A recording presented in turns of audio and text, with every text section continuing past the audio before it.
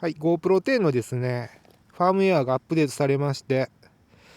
バージョン 1.16、新機能はバッテリーを長持ちさせるための、省電力モードと三脚モード、固定モードを導入、ウルトラスローモーションとベーシックプリセットを追加、パフォーマンスの改善、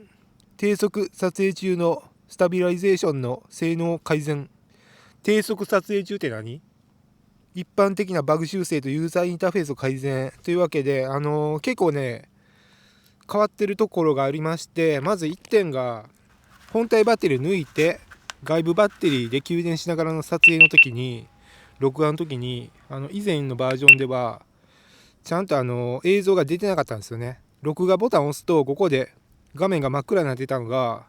新しいバージョン 1.16 ではちゃんと映像が映るように映りながら、録画できるようになりました。あとはね、それが一番でかい改善点かな。これは iPhone の方は iPhone12 mini の、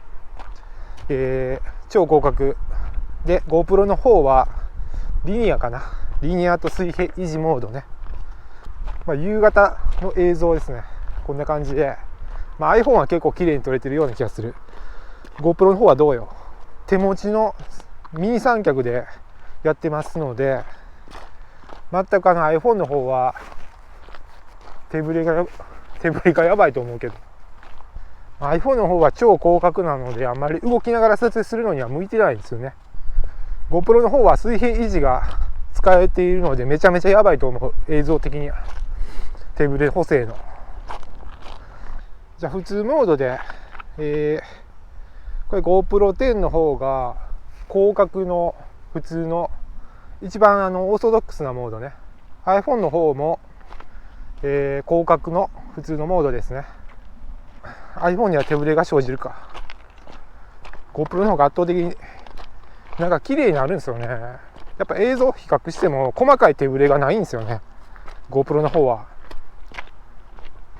GoPro の方が見やすいよね、映像的に。そして逆光というか、この感じは別にGoPro 10でも結構こういうとこ逆光には強いよな。 iPhone の方が逆に逆光には弱い。フレアとかめっちゃ出るからね、 iPhone のレンズって。それでは最後はですね、 GoPro の方がリニアの水平維持で、iPhone の方はまた普通の広角レンズで、画角的にはこっちが一番近いかな。でも iPhone の方がちょっと狭いぐらいで、映像的には歪みも少なく GoPro の方は比較映像としてはいいのかね。GoPro の方はどうやろうな、手ぶれ補正が強い。あとファームウェアアップデートで安定感が増したような気がするが、どうでしょうかね。またこう暗い場所に降った時にこの補正されるのが弱いというのがありますね。この明暗の差でホワイトバランス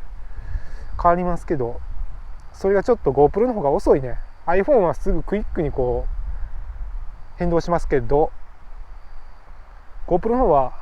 やっぱりちょっとワンテンポ遅れて、ほら明るくなりますねっていう感じかな。こういう違いがある、特性か。チップも全く違うからしゃあないというわけで、GoPro 10の